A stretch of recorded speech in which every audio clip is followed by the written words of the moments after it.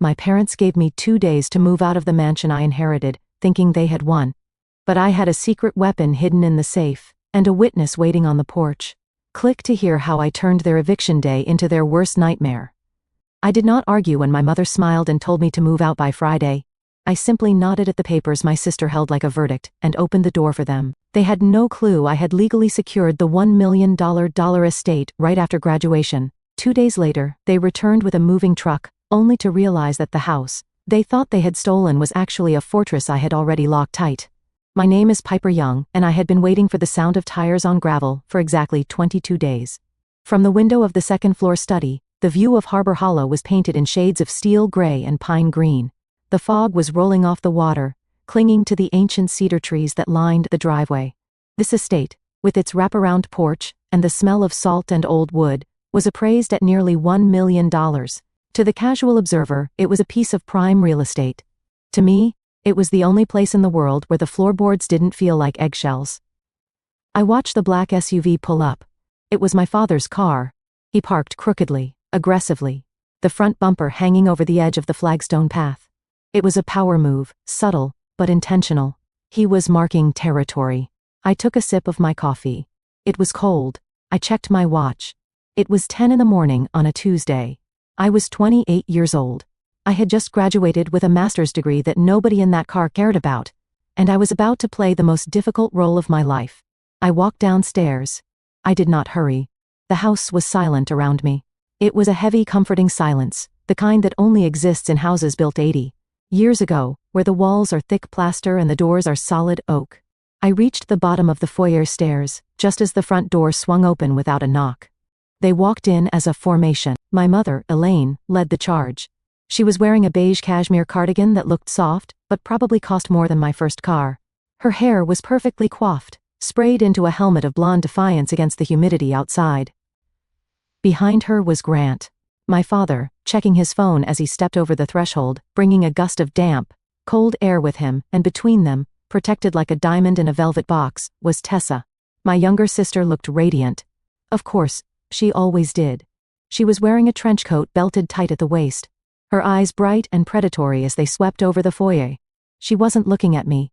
She was looking at the chandelier. She was looking at the wainscoting. She was assessing. "Piper," my mother said. It wasn't a greeting. It was an acknowledgement of an obstruction. "Mom," I said. "Dad," Tessa.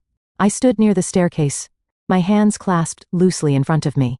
I made sure my posture was slumped just enough to suggest defeat, but not enough to look slouchy. I needed to look tired. I needed to look like I had given up. Elaine walked over to the console table and ran a finger along the surface, checking for dust, finding none. She frowned slightly, then turned her full beaming attention to me. It was a smile that didn't reach her eyes. It was the smile of a shark that had just smelled blood in the water. "We need to talk, honey," Elaine said. Her voice was incredibly soft. It was the tone she used when she was firing a housekeeper or sending a meal back at a restaurant because the garnish was wrong. "Why don't we go into the living room?" They didn't wait for my answer. They walked past me into the main living space, the room with the massive stone fireplace and the view of the lake. Grant sat in grandfather's leather armchair. The leather groaned under his weight. My stomach tightened. A sharp, physical reject against seeing him in that chair. But I kept my face blank. Tessa didn't sit. She walked to the window, turned her back to the room, and looked out at the property. "So," Grant said, putting his phone away. He clasped his hands and leaned forward, adopting the pose of a benevolent patriarch, delivering hard wisdom. "We have been discussing the situation, the estate, the future." "The situation," I repeated flatly. "Yes," Elaine said. She remained standing, hovering near Grant. "We know you have been staying here since the funeral to help clear things out, and we appreciate that. Piper, truly, you have been very helpful." "But," Tessa said, turning around. She cut through the air with a single word. "It is time to move forward." Tessa reached into her oversized designer tote bag and pulled out a thick manila envelope. She held it differently than one holds a magazine or a letter. She held it like a weapon. She tapped it against her palm. A rhythmic, dull thud. "We have gone through the probate details," Tessa said. Her voice was crisp, professional. The voice of someone who believes they are the smartest person in the room. "Mom and Dad have decided to transfer the deed. We expedited the filing. The house is going to be in my name." She said it so casually. "The house is going to be in my name," as if she were ordering a latte, Grant nodded solemnly. It makes the most sense. Piper, Tessa is getting married next year. She needs the space. You have your life, in the city, you are single. You don't need a 5-bedroom estate in Harbor Hollow. It is too much maintenance for one person. Plus, Elaine added, stepping forward and placing a hand on my arm. Her touch was cold. We think it is best for you to have a fresh start, somewhere smaller, more manageable. I looked at her hand on my arm. Then I looked at Tessa, who was watching me with a mixture of pity and triumph. So, Tessa said, dropping the envelope onto the coffee table with a heavy slap. We need you to vacate soon. How soon? I asked. My voice was steady. Elaine squeezed my arm. Friday. Sweetheart. We have contractors coming on Monday to start renovations. Tessa wants to redo the kitchen completely before the wedding planning starts in earnest. Friday. Today was Tuesday. They were giving me 72 hours to pack up 28 years of life. Plus 60 years of my grandparents' history. Friday, I said. Yes, Grant said, his tone hardening just a fraction. Friday, by 5 in the afternoon, we don't want to make this messy. Piper, we handled the papers. It is done. The house is Tessa's. We just want a smooth transition. Tessa stepped forward, closing the distance between us. She was shorter than me, but she always projected the energy of someone 6 feet tall. She looked up at me, her eyes gleaming. I have already scheduled the movers for Saturday morning to bring my things in, Tessa said. So the space needs to be clear, totally clear. I don't want to deal with boxes of old junk. She called our grandparents' life old junk. The rage that flared in my chest was white hot. But I had practiced for this. I had spent the last 3 weeks practicing in front of the mirror, rehearsing my breathing. Rehearsing the muscle control required to keep my face completely neutral. If I argued, they would dig in. If I screamed, they would call me unstable. If I cried, they would enjoy it. They expected a fight. They wanted a fight. They wanted to crush me. To prove that I was the difficult one, the ungrateful one, the one who didn't deserve the legacy of the young family. I looked at the envelope on the table. I didn't reach for it. I didn't open it. I knew exactly what was inside. I knew it contained a quick-claimed deed prepared by their family attorney, waiting for signatures, or perhaps already signed. By my parents as the executors, transferring ownership based on the assumption that the estate was theirs to give. I looked at Tessa.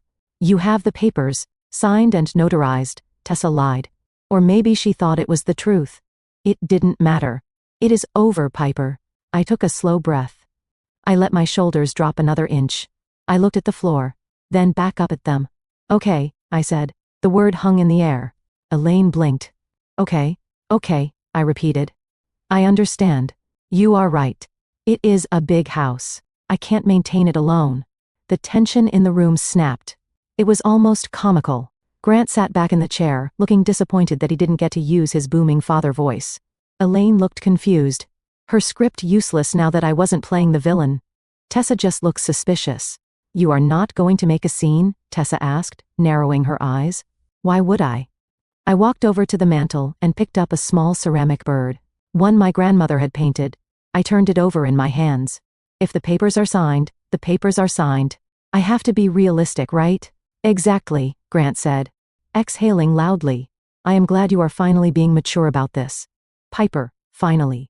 I will start packing today, I said, placing the bird back down gently. I can be out by Friday, no problem. Elaine clapped her hands together once. A sharp sound of delight. Oh, wonderful. I knew you would understand. We can help you find a nice apartment in the city, maybe something studio-sized. I will handle my own living arrangements, I said. But thank you. Tessa walked over to the fireplace. She ran her hand along the stone. I am going to paint this white, she murmured. This natural stone is so dated, and the floors needs to be sanded down. They are too dark. I felt a spasm of pain in my chest. Grandfather had laid these stones himself, but I forced a small, tight smile. It will look very modern, I said. It will look expensive, Tessa corrected. She turned to me. I need the keys. Now. I need to give a set to the contractor. I have a spare set in the kitchen, I said. I will get them for you. I walked into the kitchen, away from their eyes. I gripped the granite counter so hard my knuckles turned white.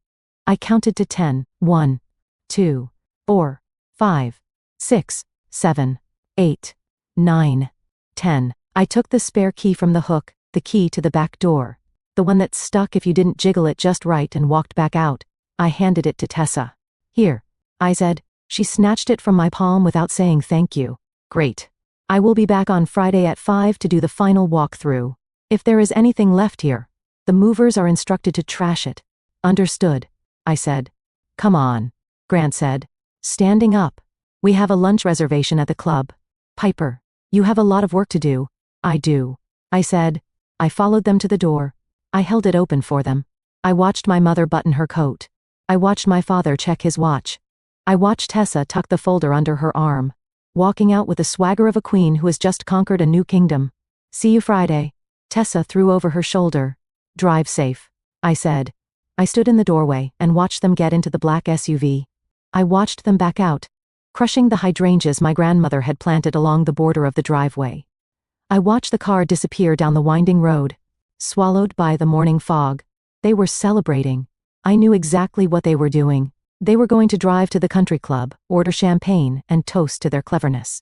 They would laugh about how easy it was. They would say I was weak. They would say I was finally broken. They didn't ask the right questions. They didn't ask why I wasn't at my graduation party 3 weeks ago. They didn't ask where I was the Tuesday following the ceremony. They didn't ask why the mail had stopped coming to the house 10 days ago. If they had looked closely at the papers Tessa was holding, they might have noticed that the deed they were relying on was based on a will that had been superseded. But they didn't look. They never looked. They just assumed that because they were loud and because they were aggressive, they were right.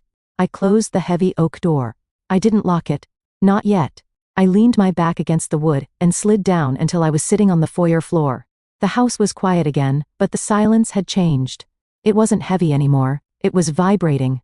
I reached into my pocket and pulled out my phone. My hands were perfectly steady now. I opened a messaging app that was encrypted. I scrolled to a contact I had saved simply as verify. I typed a single message. They have started. Please arrive on schedule. I watched the delivered checkmark appear, then the read checkmark. I stood up and brushed the dust off my jeans. I walked over to the front door and placed my hand on the brass knob. It was cold and solid metal, worn smooth by 60 years of my grandfather's hand, and then my hand. My family thought this door was the only thing separating them from ownership. They thought that by Friday, they would have the right to change the locks. They didn't realize that the lock wasn't the barrier. I looked at the brass mechanism and felt a cold, sharp satisfaction settle in my gut. They were coming back in 48 hours with trucks and contractors and dreams of white-painted stone. They were coming back to claim a prize. They had no idea that I had already turned the entire house into a vault, and I was the only one who knew the combination. The silence that followed my family's departure was not empty. In this house, silence had texture. It had weight. I walked from the foyer into the kitchen, the room that had always been the beating heart of the estate. The air here still smelled faintly of cinnamon and lemon oil, a scent that had permeated the dry wall over 4 decades. Outside the bay window, the waters of Harbor Hollow lapped against the retaining wall. It was a rhythmic, sloshing sound, like a giant animal breathing in its sleep. I closed my eyes and listened. This was the sound that had put me to sleep every summer since I was 4 years old. To my parents, this noise was just dampness that rotted the siding. To Tessa, it was a backdrop for a selfie. To me, it was the only lullaby I had ever known. I made myself a cup of tea, using the chipped blue mug that my grandfather Walter used to drink his coffee from. As the steam rose, hitting my face, the adrenaline from the confrontation in the hallway began to fade, replaced by a deep, aching nostalgia. Growing up, love in the Young family was a finite resource. It was a pie that was too small for 4 people. And somehow, Tessa always got the first slice, the biggest slice, and the last crumb. I did not hate her for it back then. It is hard to hate the sun for shining. Even if it burns you, I just learned to stand in the shade. I was the independent one. That was the label Elaine and Grant slapped on me before I could even tie my own shoes. Piper is fine, my mother would say at dinner parties, waving a hand dismissively while Tessa performed a tap dance or recited a poem in the center of the living room. Piper is self-sufficient. She doesn't need fussing over. It sounded like a compliment, but even at 7 years old, I knew it was a dismissal. It meant, do not ask us for help, do not have needs, do not be inconvenient. Independence is just a fancy word for neglect that has been rebranded as a virtue. But here, in this house at Harbor Hollow, the rules were different. My grandmother, June, did not care about independence. She cared about whether you had eaten. She cared about whether you were warm. I remember running away here when I was 16. I had gotten a B on a chemistry test, and the disappointment at home had been so thick, so suffocating, that I felt like I couldn't breathe. I drove my beat-up sedan 2 hours to the coast, arriving at midnight. Grandfather Walter had opened the door. He didn't ask why I was there. He didn't ask about school. He just looked at my tear-streaked face, stepped aside and said, "The kettle is on." That night, we sat on the back porch, listening to the wind chimes. Those chimes were made of heavy copper tubes that Walter had cut himself. They didn't tinkle. They resonated. They sang in low, mournful tones that vibrated right through your chest. "You are trying too hard to be what they want," Walter had told me that night, his voice rough like tree bark. "You can't carve a statue out of water. Piper, stop trying to hold their shape." I stayed for the weekend. We didn't talk about grades. We gardened. We walked the perimeter of the property. I helped him fix the loose railing on the dock for 48 hours. I wasn't the disappointment or the independent one. I was just Piper. I was just a girl who was loved simply because she existed. That was the magic of this house. It was the only place where I didn't have to earn my space. But houses, like people, get old, and people, unlike houses, cannot be renovated indefinitely. The decline started 5 years ago. It began with small things. June forgetting to turn off the stove, Walter losing his balance on the stairs. The phone calls to my parents became frequent, but the visits did not. "We are just so swamped with the business," Grant would say on the phone, his voice tight with fake regret. "Can you drive down there this weekend? Piper, check on them. You are so good with them." So I went. I went every weekend, then every 3 days. Then, during the last 2 years of my master's degree, I moved my entire life into the guest room downstairs so I could be there every night. I became the keeper of the decline. I was the one who learned the difference between a confused wander and a dangerous exit-seeking behavior. I was the one who labeled the cupboard, so June wouldn't put the milk in the pantry. I was the one who sat with Walter when his lungs rattled like dry leaves, holding his hand until the morphine kicked in. I managed the money. 2. That was the part my parents never asked about, because asking would have required them to get involved. Walter had handed me the checkbook 3 years ago. His hands were shaking so bad he couldn't sign his name on the utility bill. "You do it. Pip," he had whispered. "You have got a good head, better than mine." I took over everything. I paid the property taxes. I paid the insurance premiums. I hired the landscapers to keep the yard from turning into a jungle, even though June could no longer walk out to see it. I balanced every single ledger. I knew exactly how much money was in the retirement accounts. And I knew exactly how fast the medical bills were draining it. And where were Elaine, Grant, and Tessa? They came for Thanksgiving. They came for Christmas if they didn't have a better offer in the Caribbean. I remember one specific visit. 6 months before June passed, Tessa had driven down in her new convertible. She walked into the house, wrinkling her nose at the smell of antiseptic and old age that I couldn't quite scrub out of the carpets. "God, it is depressing in here," Tessa had said, dropping her bag on the table I had just wiped down. She looked at me, wearing oversized sweatpants and no makeup. Dark circles under my eyes from 3 nights of no sleep. "You look terrible. Piper, you really need to take better care of yourself. It is not healthy to bury yourself alive here." Elaine had walked around the living room touching the antiques. She wasn't looking at them with affection. She was looking at them like an auctioneer. "That grandfather clock is an original, isn't it?" Elaine had asked, tapping the glass. "I wonder what that would fetch in the city." "Mom, Grandma is sleeping in the next room." I had hissed, angry tears stinging my eyes. "I am just being practical." She had sniffed. "June won't need a clock forever. We have to think about the estate." The estate. That was all they saw. They didn't see the home. They saw a portfolio asset. They saw a line item on a spreadsheet. When June died, they cried beautifully at the funeral. Tessa gave a eulogy about baking cookies with Nana that was entirely fictional, considering she hadn't baked a cookie with June in 15 years. But the crowd ate it up. They patted Grant on the back. They told Elaine she was so strong. I stood in the back, dry-eyed, because I had done my grieving while changing bedsheets and spoon-feeding broth. After June was gone, Walter faded fast. It is a cliché, but it is true. He didn't want to be here without her. But in those final months, his mind, which had been foggy for a year, suddenly cleared. It was a phenomenon the doctors called terminal lucidity. 2 weeks before he died, which was just 5 weeks ago, Walter called me to his bedside. The room was dark, lit only by the street lamp outside, casting long shadows across the quilt. "Piper," he rasped. "I am here." "Grandpa," I said, putting down the book I was reading. He gripped my hand. His grip was surprisingly strong, a ghost of the carpenter he used to be. "They are coming," he said. I thought he meant the doctors. Or maybe angels, if you believe in that sort of thing. "Who is coming?" "The vultures," he said. He looked me dead in the eye, his blue eyes sharp and terrifyingly aware. "Your parents, Tessa, they are waiting for the clock to stop so they can strip the gears." A chill went down my spine.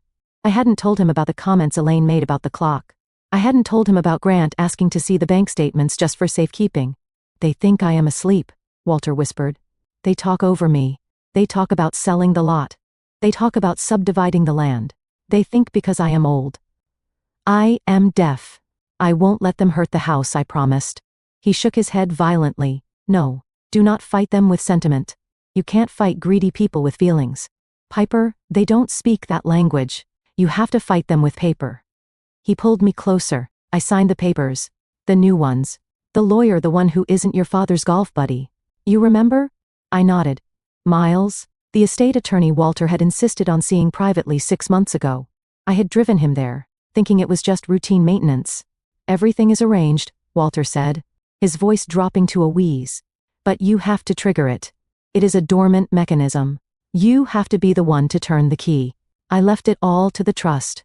And I made you the trustee. But they don't know. They think the old will from 10 years ago is the only one." I sat frozen. The old will from 10 years ago left everything to Grant and Elaine, with the assumption they would care for us. "Why didn't you tell them?" I asked. "Because they would have put me in a home," he said simply. "They would have declared me incompetent and taken power of attorney.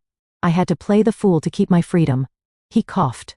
A terrible wet sound that rattled his whole frame. When he settled back, he looked exhausted, the light fading from his eyes. "Listen to me, Piper," he whispered. "When I go, they will descend. They will try to bully you. They will try to make you feel small. They will use your own politeness against you." "I know," I said. "Don't wait," he said. "Don't wait for them to ask permission. If you wait for permission, you have already lost." That was the last coherent conversation we ever had. He slipped into a coma the next day and passed away 3 days later. Standing in the kitchen now, holding the cold mug of tea, I felt the truth of his words settle in my gut like a stone. He was right. The last 3 weeks since the funeral had been a masterclass in gaslighting. Elaine asking for the keys just to water the plants when I was already living there watering them. Grant asking for the social security numbers for the death certificate when the funeral home had already handled it. Tessa measuring the windows for curtains. They weren't grieving. They were appraising. They looked at this house and saw $1 million. They saw a renovation project. They saw a summer home to show off to their friends. I looked at the walls, at the pencil marks on the doorframe that measured my height from age 3 to age 18. I looked at the scratches on the floor where Walter's dog used to pace. I looked at the spot by the window where June sat for hours watching the birds. This wasn't an asset. This was a vessel of memory, and they were going to gut it. I rinsed the mug and placed it in the drying rack. My reflection in the dark window looked back at me. I didn't look like the independent Piper anymore. I looked like Walter's granddaughter. I thought about the timeline. I had followed Walter's instructions perfectly. I had met with Miles immediately after the graduation ceremony. A ceremony my parents attended for 45 minutes before leaving for a dinner reservation. I wasn't invited to. While they were eating steak, I was signing the trust documents that activated the transfer of the deed upon Walter's death. But I hadn't filed the public notice immediately. Miles had advised me to wait until the contest period window was tricky. Or rather, to let them make the first move so their intent to bypass the true will was documented. Now, they had made their move. They had forged ahead with the old will, ignored the possibility of a new one, and tried to physically displace me. I walked to the living room and picked up the envelope Tessa had left. I didn't need to open it to know it was a threat wrapped in legalese. I remembered Walter's voice. "Don't wait for them to ask permission." I wasn't waiting anymore. I walked to the front door. The same door I had closed on them an hour ago. I locked the deadbolt. Then I engaged the second lock. The heavy brass slide bolt that Walter had installed 40 years ago after a string of break-ins in the county. It made a solid, final thunk sound. But that wasn't enough. I went to the hallway closet and pulled out the small toolbox. I walked back to the front door. With steady hands, I began to dismantle the entire handle mechanism. If they wanted to get back in on Friday with their keys, they were going to be very disappointed. Because by the time the sun went down tonight, there wouldn't be a keyhole left to insert a key into. I was going to replace every entry lock on the house with biometric, smart locks that I had bought 2 weeks ago and hidden in the garage. Locks that only responded to my fingerprint, and a code that existed only in my head. Let them come with their movers. Let them come with their papers. I took the first screw out of the faceplate. Everything is arranged, Walter had said. You just need to be awake. I was wide awake now, and I was about to give the young family a very rude awakening.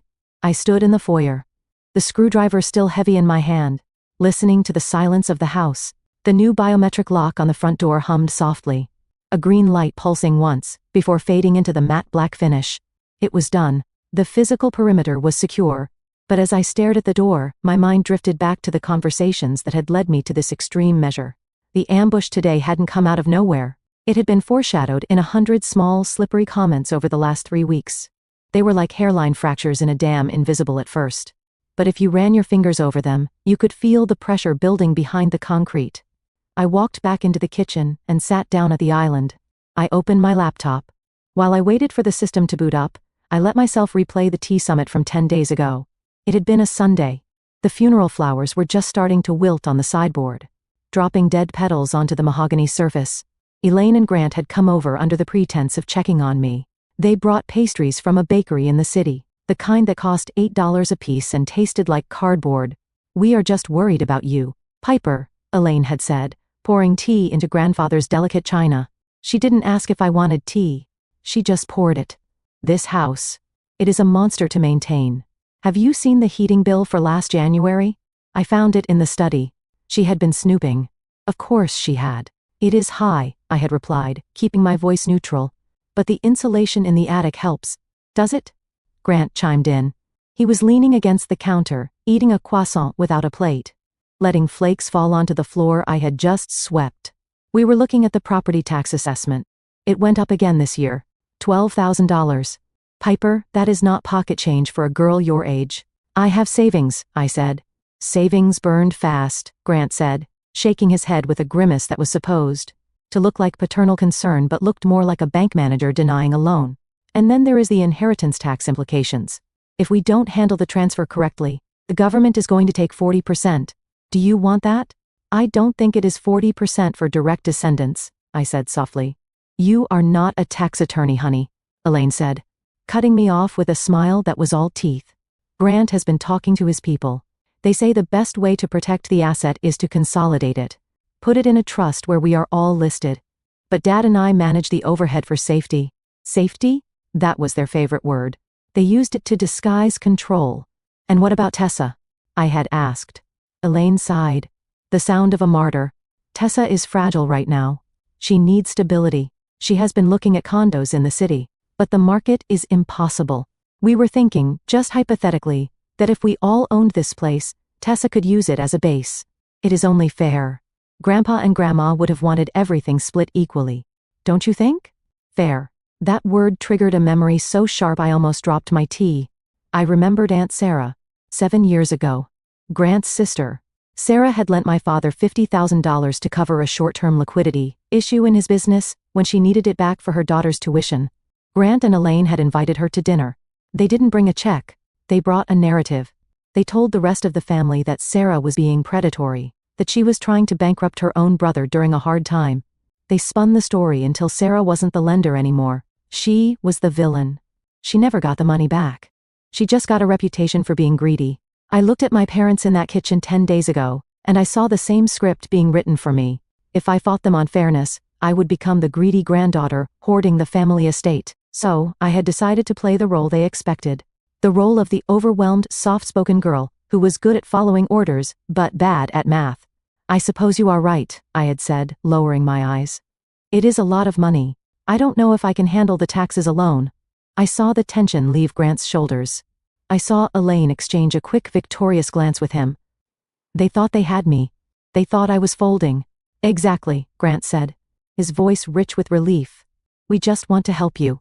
Piper, we will get the paperwork drawn up. You won't have to worry about a thing. That was 10 days ago. Then came Tessa's visit. 4 days later. She hadn't brought pastries. She had brought a tape measure, though she tried to hide it in her purse. She claimed she was looking for a specific photo album of her childhood to scan for a project. I let her in. I watched her. She didn't look for albums. She walked through the rooms with the cold, calculating gaze of a flipper. She opened the pantry and checked for dry rot. She flushed the toilets to check the pressure. She stood in the center of the living room and spun around slowly, not taking in the memories, but calculating square footage. This wall, she had said, tapping the partition between the kitchen and the dining room. It is load-bearing, isn't it? I think so, I said. Grandpa built it to support the upper deck. Pity, Tessa muttered. It really closes off the flow. An open concept would add at least $50,000 to the value. She caught herself and looked at me, flashing a bright fake smile. I mean, if we ever decided to sell, which we won't. But it is good to know the equity, right? Right, I said.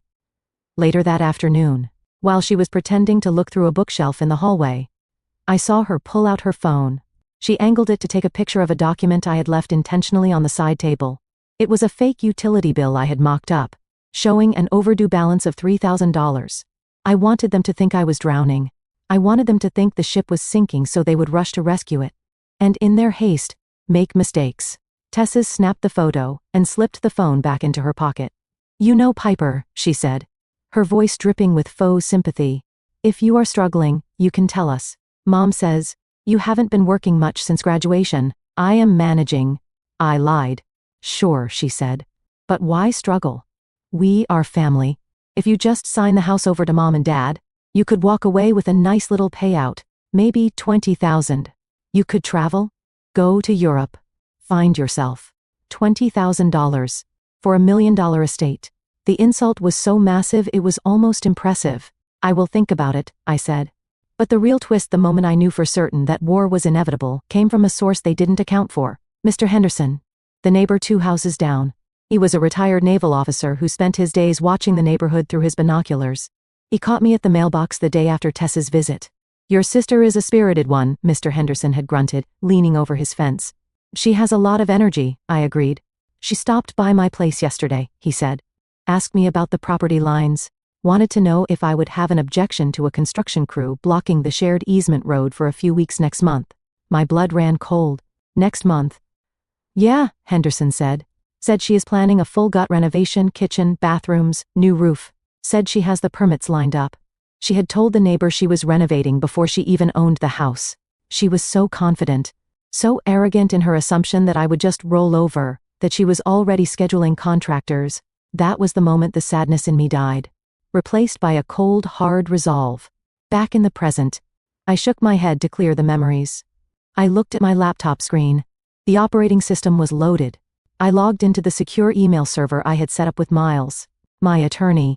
There was a new notification. It had come in 20 minutes ago. While I was installing the biometric lock, the subject line read New Filing Alert County Clerk. Property ID 00492. My heart hammered against my ribs. I clicked it open. It wasn't a filing from me, and it wasn't a filing from Miles. It was an automated alert from the service I had subscribed to, the one that monitored any legal activity regarding the address. Document type quit claim deed. Grantor Elaine Young. Executive. Grantee Tessa Young. Status pending review. I stared at the screen. They had done it. They had actually forged ahead. They had filed a deed transferring the property from the estate to Tessa, bypassing me entirely, based on the assumption that the old will was the valid one, and that I wouldn't notice until it was too late. They thought the filing would slip through the bureaucratic cracks. They thought by the time I realized what happened, the title would be in Tessa's name, and I would be the one having to sue to get it back, a process that takes years and costs thousands. They moved fast, faster than I expected, but then I saw the timestamp on the digital receipt attached to the filing. They had submitted it electronically yesterday afternoon. I felt a smile tug at the corner of my mouth. It wasn't a happy smile. It was the smile of a chess player who watches their opponent move their queen into a trap. They spent 10 turns setting up. They had filed a quit-claim deed on a property that was no longer part of the estate they controlled. I opened a second window and pulled up the confirmation from my own filing. The one Miles and I had executed quietly, legally and permanently. 3 days after graduation, the one that transferred the title, not to a person, but to the Walter and June Young Irrevocable Trust. Their filing was trying to grab smoke. They were trying to transfer a house that the estate of Walter Young no longer owned. But the fact that they submitted a legal document, claiming ownership they didn't verify, that was the mistake. That was the overreach. My phone buzzed again. It wasn't a text this time. It was an email from the county clerk's automated system. A follow-up to the alert. Alert conflict detected. Title clouded. Please contact clerk office immediately. I sat back in the chair. The kitchen was silent. But inside the digital world, alarm bells were starting to ring. They had just walked into the minefield. I picked up my phone and dialed Miles. They filed, I said when he answered. I see it, Miles said. His voice was calm. Professional. They just committed fraud. Piper. Maybe not intentionally if they claim ignorance. But on paper, they just tried to sell something they don't own. This is it. This is the leverage. What do I do? Nothing, Miles said. Let them come on Friday. Let them bring the movers. Let them think the filing went through. When they find out it was rejected, I want them to be standing on your porch with an audience. I hung up. I looked at the pending review status on their filing one last time. Bitter. That was the only word for it. They thought they were serving me a defeat sweet as tea. But they had just swallowed a poison pill. I closed the laptop. The sun was starting to set over Harbor Hollow, casting long shadows across the floorboards. I had 2 days left to prepare the final stage. They asked about taxes. They asked about renovations. They asked about fairness. They should have asked who held the keys. To understand why I was standing in a fortified house waiting for a siege, you have to understand where I was 3 weeks ago. You have to understand the quiet, dusty room where the real war was won before a single shot was fired. It was the Tuesday after the funeral. I had driven into the city, leaving the gray mist of Harbor Hollow for the gridlock of downtown. I wasn't going to a glass and steel skyscraper where men in 3,000 suits made deals in seconds. I was going to a brownstone on 4th Street, to an office that smelled of lemon polish and old paper. Miles Klein had been my grandfather's attorney for 40 years. He was a man who moved with the slow, deliberate gravity of a tortoise. He didn't speak until he had considered a sentence from 3 different angles. I sat in a leather chair that swallowed me whole. The office was lined with books that looked like they hadn't been opened since the Reagan administration. It was the complete opposite of the world my sister Tessa lived. In a world of Instagram filters and instant gratification, this room was built on things that lasted. They are already measuring the rooms. Miles, I said. I didn't have to explain who they were. Miles took off his glasses and cleaned them with a handkerchief. He looked tired. It is fast, he said. Even for the Young family. That is fast. Mom asked me where the deed was kept, I continued. Dad asked if the insurance policy was up to date. They aren't grieving. They are liquidating. Miles put his glasses back on. He looked at me across the expanse of his mahogany desk. And what did you tell them? I played dumb, I said. I told them I was just the caretaker. That I didn't know anything about the paperwork. Good. Miles nodded. Ignorance is your best armor right now.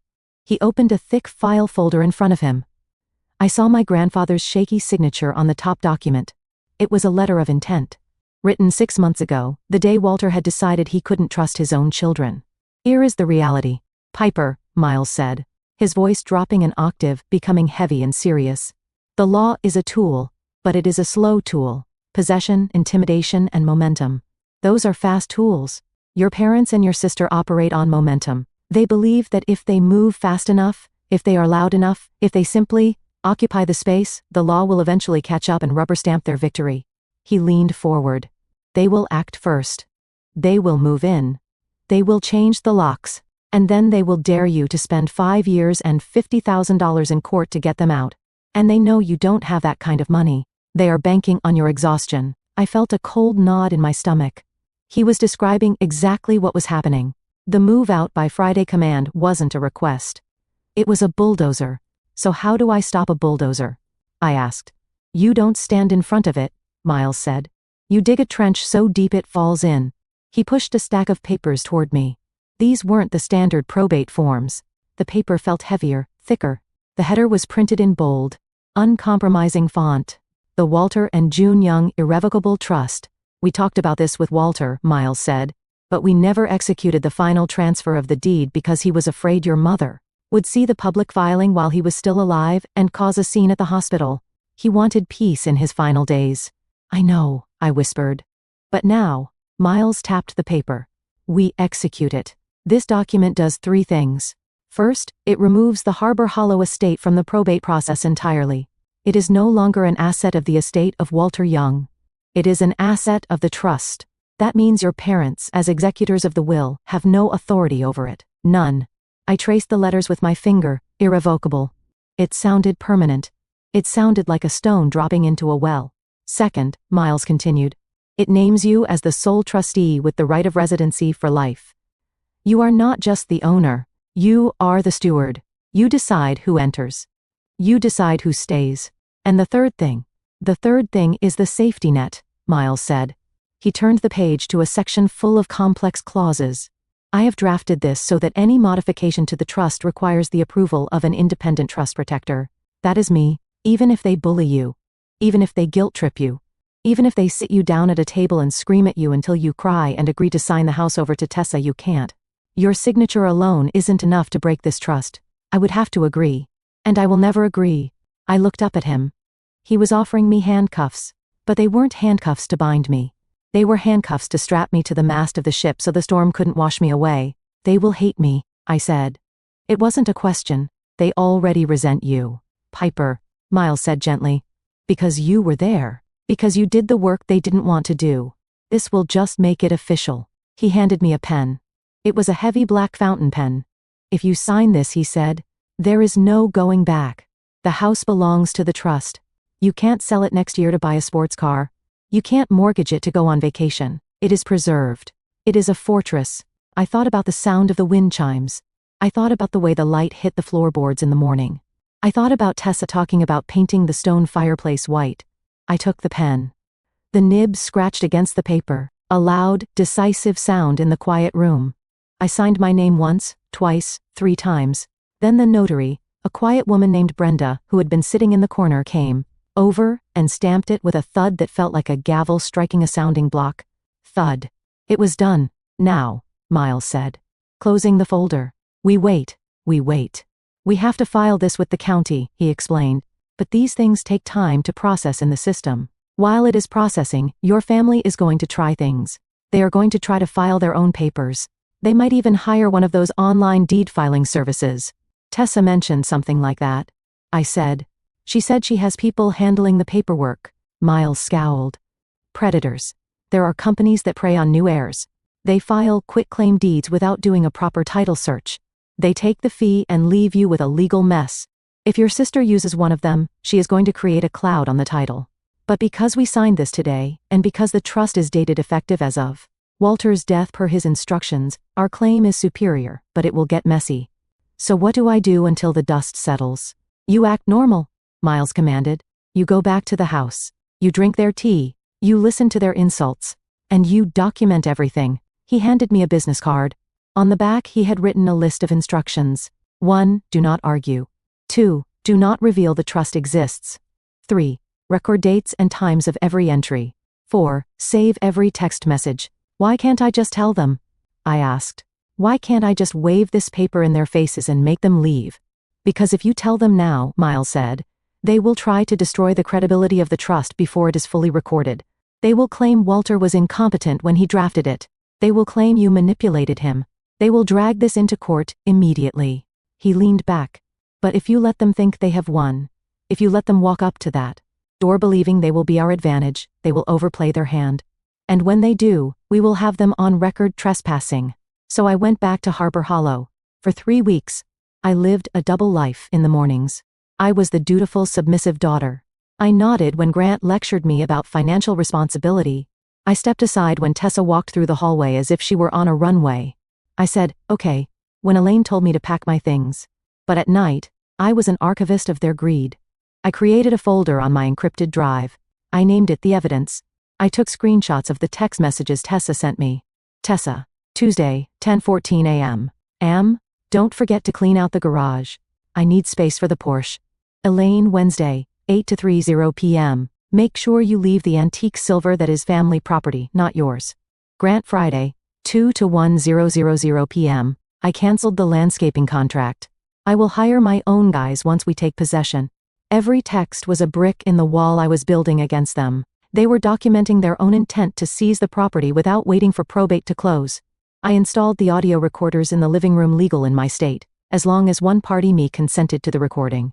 I captured the conversation where Grant admitted he needed to leverage the house to cover a business loan. I captured Tessa laughing about how she was going to evict the hermit. It was exhausting. It felt like living with a knife pressed against my throat, waiting for permission to breathe. But the hardest part wasn't the fear. It was the heartbreak. Listening to them, really listening to them, stripped away the last layer of childhood denial I had been clinging to. I realized they didn't just want the house, they wanted to erase me from it. To them, I wasn't a family member. I was a squatter. I was an obstacle to be removed so the real life, their life, could begin. Yesterday, after the confrontation in the hallway where they told me to be out by Friday, I called Miles again. They said a deadline, I told him. Friday at 5, they are coming with movers. Friday, Miles repeated. I could hear him checking his calendar. Excellent, excellent. It is the perfect stage, Miles said. They are escalating to a physical takeover. That means we can meet them with a physical defense. I am scared, Miles, I admitted. I was standing in the kitchen, looking at the biometric locks I hadn't installed yet. What if they just break the door down? What if they bring the police? Let them bring the police, Miles said. His voice calm and steely. In fact, I hope they do. The police enforce the law. And the law is on your side. He paused. And I heard the scratch of his pen. I am not coming alone on Friday. Piper, Miles said. I am bringing someone with me, another lawyer. No, Miles said. A witness, an official from the county process server's office. Someone whose job is to verify the delivery of legal documents and the status of occupancy. A neutral third party. When your father starts screaming and your sister starts crying, this person won't care. They will just write it down. A witness, I repeated. Exactly, Miles said. We are going to let them walk right up to the trap. We are going to let them think the door is opening for them. And then, we are going to show them exactly who holds the keys. I hung up the phone. The memory of that meeting in the dusty office anchored me. I looked at the text message history on my phone. Tessa, movers are booked. Hope you are packed. I didn't reply. I didn't need to. I had signed the paper. I had engaged the trust. The trap was set. Now, all I had to do was wait for them to step on the trigger. The strangest thing about a shark attack is not the bite. It is the water going still right before the strike.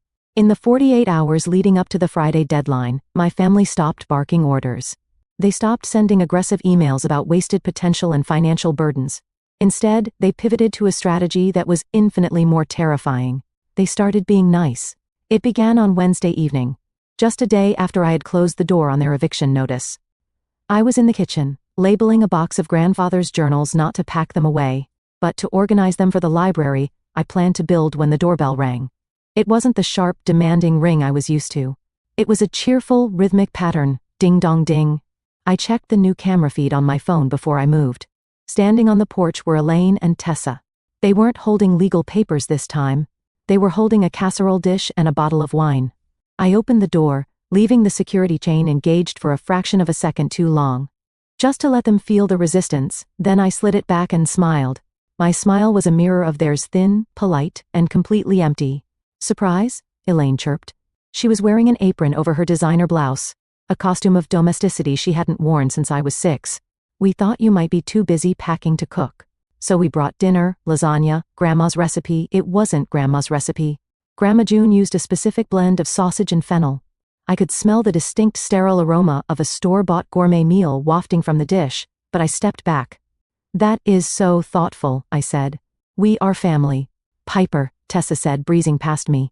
She placed the wine on the entry table. We just want to spend some quality time together before the transition. The transition. That was their new word for kicking me out. It sounded like a corporate merger, or a gender reveal party, or a death. We sat in the dining room. The air was thick with a performance so elaborate it deserved a stage. Elaine served the lasagna with a flourish, talking about how much she missed the old days when we would all gather here for 4th of July. She conveniently forgot that for the last 10 years. She had spent every 4th of July in the Hamptons because the humidity at Harbor Hollow frizzing her hair. Do you remember when Dad taught you to ride a bike on the driveway? Tessa asked, taking a sip of wine. Her eyes were locked on my face, scanning for a crack in my armor. I do, I said. I fell into the hydrangeas. Exactly. Elaine laughed. A sound like breaking glass. Such good memories. That is why we want to keep this house in the family. Piper, to protect those memories. We were worried that if you were here all alone, you might get overwhelmed. You might sell it to strangers." "I would never sell," I said softly, staring at my fork. "Of course not," Grant said. He had arrived 10 minutes late, claiming traffic. But I suspected he had been on a call with his bank. He cut into his lasagna with surgical precision. "But life happens, taxes happen. We just want to take the burden off your shoulders. You understand that, right? This isn't about taking something from you. It is about doing something for you." I chewed slowly. "I appreciate the concern." Then came the test. Tessa looked around the room, her gaze lingering on the heavy oak wainscoting. "You know," she said, her voice light and teasing, "if this place were mine legally, I would probably paint all this wood white. Make it look like a beach cottage. Open it up, maybe knock down that wall to the kitchen." She paused, waiting. She wanted me to snap. She wanted me to scream that grandfather carved that wood himself. She wanted me to reveal that I cared too much. Because if I cared too much, I was unstable. If I was unstable, I was easy to dismiss. I took a sip of water. "White is a very popular color," I said flatly. "It bounces the light well." Tessa blinked. She looked disappointed. She had thrown a dart, and it had hit a wall of marshmallows. "Right," she said, recovering. "Exactly. Glad you agree." Grant cleared his throat. The pleasantries were over. Now came the extraction. "Speaking of the transition," Grant said, leaning forward, "we need to make sure the paperwork is clean for the handover on Friday. I was looking for the original property tax binders. The ones from 98 through 2005. Walter was obsessive about keeping them. Do you know where they are? And the safe key?" Elaine added, trying to sound casual. "The one for the wall safe in the study. I think I left a few pieces of jewelry in there years ago. I should probably get them out before the movers come." She hadn't left jewelry there. The safe contained the original deed to the land. The one hand signed in 1945. They wanted the originals. They wanted to erase any paper trail that didn't match their narrative. I looked at them. 3 predators sitting around a table, napkins on their laps, asking me to hand over the knife they intended to stab me with. I widened my eyes, channeling every ounce of the overwhelmed daughter persona they had assigned to me. "I am not sure," I stammered. "I started moving boxes around last week. Everything is in such a mess. There are piles everywhere. I think I saw the tax binder in the garage. Or maybe the attic." "The attic." Grant's, I twitched. He hated the attic. It was dusty and hot. "I am sorry," I said, dropping my head. "I am just so bad at organizing." "You know me. Always scatterbrained." "It is okay, sweetie," Elaine said, through gritted teeth. "We can look for them together on Friday," Tessa suggested. "I could go look now, while we have dessert." "The bulb is out in the attic." I lied. "It is pitch black up there. And there are bats." "Bats." Tessa recoiled. "Huge ones," I said. "I would hate for you to get bitten right before the wedding photos." Tessa sat back down. The immediate threat of physical search was averted. But I knew I had only bought time. Later that night, while Elaine was pretending to help me wash dishes, which really meant she was standing by the sink, holding a towel while I did the scrubbing, I walked into the living room to collect the wine glasses. Tessa was sitting on the sofa, her phone illuminated in the dark. She didn't hear me approach on the thick rug. I stood behind the sofa for 3 seconds. That was all I needed. She wasn't on Instagram. She wasn't texting her fiancé. She was on a website with a garish yellow banner that read "Quick Inheritance." Calm. Expedited estate transfers title correction. I saw her thumb hovering over a button that said, "Upload will." My blood ran cold, then hot. Miles had warned me about this. These were the document mill's automated legal services that didn't ask questions, didn't verify mental capacity, and didn't check for conflicting trusts. They just took a PDF and a credit card and generated a filing. "Is the Wi-Fi working okay?" I asked loudly. Tessa jumped so hard she almost dropped the phone. She slammed the screen against her chest, her eyes wide with guilt. "Jesus. Piper," she hissed. "Don't sneak up on people." "Sorry," I said. "Just wanted to get your glass. I was just checking work emails." She lied, her face flushing pink. "You worked too hard," I said. I took the glass and walked back to the kitchen. My hands were shaking, not from fear, but from rage. They weren't just greedy. They were reckless. Tessa was about to feed my grandfather's legacy into a meat grinder of automated law just to save a few weeks of probate. That was the moment I decided the passive defense wasn't enough. The next morning, Thursday, I ramped up the physical security. I had already installed the biometric deadbolts, but I had kept them in dummy mode, meaning they still accepted the old physical keys. I didn't want to lock them out completely until the trap was sprung. But now, I needed eyes. I spent the morning installing micro cameras. I didn't put them in the obvious places. I put one inside the hollowed-out spine of a book on the hallway shelf. I put one in the ventilation grate overlooking the kitchen. I put one facing the driveway, hidden in the birdhouse. These weren't just for security. They were for the audience I hoped to never need a judge. By Thursday afternoon, the nice act began to crumble. The deadline was 24 hours away, and they still didn't have the tax binders, the safe combination, or the feeling that I was truly packing. Elaine called me at 2 in the afternoon. Her voice had lost the sing-song quality of the lasagna dinner. "Piper," she said. No greeting. "I am sending a list of items you need to leave behind. The movers need to know what to wrap and what to trash." "Okay," I said. "And listen," she said, her voice dropping. "We need to talk about the car. Dad says the title for the sedan is in Walter's name. You can't drive it off the property on Friday. It is part of the estate assets. They were going to strand me. They were going to kick me out of the house and take the car, so I would have to walk down the highway with my suitcases." "I understand," I said. "I will leave the keys on the counter." "Good," she said. "We just want this to be clean. Don't make it hard. Piper, we are all tired. I am tired too." "Mom," I said honestly. "We will be there tomorrow at 5 sharp," she said. "Make sure the driveway is clear for the truck." She hung up without saying goodbye. I sat in the silence of the house. I looked at the car keys on the table. The sedan was indeed in Walter's name, but what they didn't know because they hadn't asked was that Walter had transferred the title to the trust along with the house. The car wasn't theirs. It was mine to manage, but I would leave it in the garage, let them think they had grounded me. The sun began to set on Thursday evening. The house groaned as the temperature dropped, the timbers contracting in the cool air. It was a sound I would miss if I ever actually left. But I wasn't leaving. I was sitting on the floor of the empty living room. I had moved all my personal furniture into the locked master suite to stage the move-out appearance when my phone buzzed. It was a text from Tessa. It wasn't a question. It wasn't a joke. It was a command. "Tessa, we are coming early tomorrow, noon. Bringing the notary and the final release forms. Don't leave until you sign. Talking in person is easier." I stared at the screen. Noon? They were moving the timeline up. They were anxious. They probably realized that the online filing hadn't processed instantly. Or maybe they just wanted to catch me off guard. They were bringing a notary to force a signature. They were going to corner me in the kitchen, put a pen in my hand and use the sheer weight of 3 against 1 to bully me into signing away my rights. I typed a reply, then deleted it. I didn't need to reply. I stood up and walked to the front door. I looked at the keypad. I punched in the sequence that took the lock out of dummy mode and into fortress mode. Beep, beep, whir, click. The sound of the deadbolt sliding home was the most satisfying sound I had ever heard. Let them come at noon. Let them bring their notary. Let them bring their fake smiles and their lasagna dishes and their greed. I wasn't going to be the daughter who served tea and apologized for taking up space. Tomorrow, for the first time in 28 years, I was going to be the one who opened the door, or more accurately, the one who decided if it opened at all.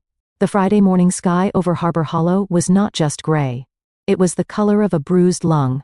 The fog had rolled in off the water overnight, thick and suffocating, erasing the horizon line where the lake met the sky. It was the kind of weather that made sounds travel too far, the snap of a twig, the cry of a heron, the crunch of tires on gravel. I was standing in the foyer, watching the driveway monitor I had hidden in the bookshelf. It was exactly noon. They were punctual. I had to give them that. When it came to taking things that didn't belong to them, the young family operated with the precision of a Swiss watch. The black SUV emerged from the mist like a shark surfacing. It didn't park in the designated guest spot. It pulled right up to the front steps, the tires crushing the edge of the lawn. This was no longer a visit. This was an occupation. I watched them get out. They didn't move like a family coming to visit a relative. They moved like a board of directors arriving for a hostile takeover.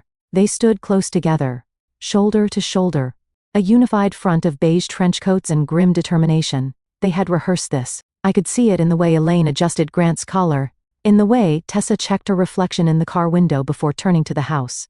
I opened the front door before they could ring the bell. I wanted to control the threshold. I stepped out onto the porch, pulling the door shut behind me. I heard the soft electronic click of the biometric lock engaging. They didn't hear it. They were too busy looking at me. "Morning," I said. My voice was flat, carried away by the damp wind. They didn't say hello. Tessa stepped forward. She was the tip of the spear today.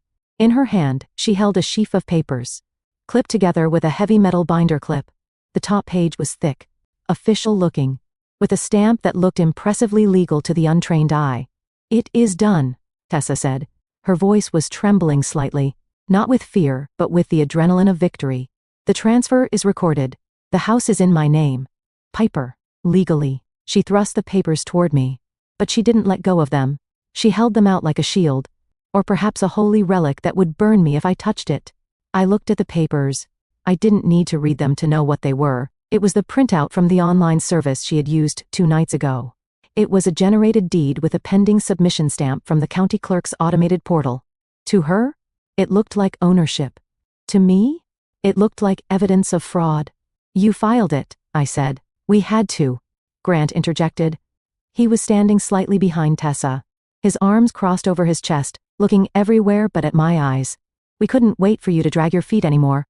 Piper, we have a responsibility to this family's assets." "Assets," I repeated. "Don't look at us like that," Elaine said. Her voice was soft, that terrifyingly gentle tone she used when she was delivering the worst news. She stepped up beside Tessa and looked at me with pity. "This isn't personal. Honey, you know that, right? We love you, but you are stuck here. We are freeing you." "Freeing me," I said. "You have a life in the city," Grant said, his voice gaining strength. He gestured vaguely toward the driveway, toward the road that led away from Harbor Hollow. "You have your little apartment. You have your friends. You don't belong in a place like this. It is too big. It is too old. It requires capital. You simply don't have." Tessa waved the papers again. The paper made a sharp snapping sound in the wind. "The point is," Tessa said, her eyes hard, "it is over. The deed is filed. I am the owner of record as of this morning, so I am not asking you anymore. Piper, I am telling you." She took a breath, puffing up her chest. "You need to be out. The trucks are coming." I looked at her. I looked at the way she stood, legs apart, claiming the porch my grandfather had built. I looked at the triumphant smirk she couldn't quite suppress. She thought she had won. She thought the piece of paper in her hand was a magic spell that erased my existence. I could have screamed. I could have told them right then that their filing was invalid, that the trust predated their claim, that they were committing a felony by trying to transfer a title they didn't hold. But Miles's voice was in my head. Let them overplay their hand. So I did the only thing that would make them feel truly safe. I surrendered. I let my shoulders slump. I let my face fall. I looked down at my boots, then back up at the house, letting my eyes water just enough to look defeated. "Okay," I whispered. The word hung in the damp air. Tessa blinked. She had expected a fight. She had prepared a speech about lawsuits and mental competency hearings. My submission threw her off balance for a second. "Okay?" she asked. "Suspicious. You are right," I said, lifting my hands in a gesture of helplessness. "I can't fight you. I don't have the money for a lawyer. And if the papers are signed, then they are signed." I saw the tension drain out of Grant's body. He let out a long, loud exhale.